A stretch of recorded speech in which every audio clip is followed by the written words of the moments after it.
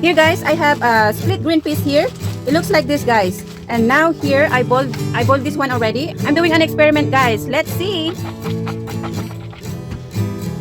Cook our peas, boiled peas guys, green peas. This is a green split peas. So I just use a little bit of oil guys. And also I'm using high heat guys.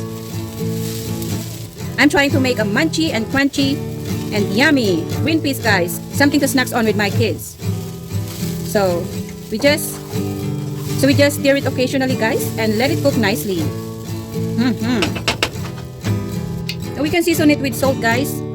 Salt, black pepper, just a little bit guys, black pepper, and paprika. This is something to make a color guys, just a little bit of color. Paprika, but it's just an option. It's optional guys if you like it.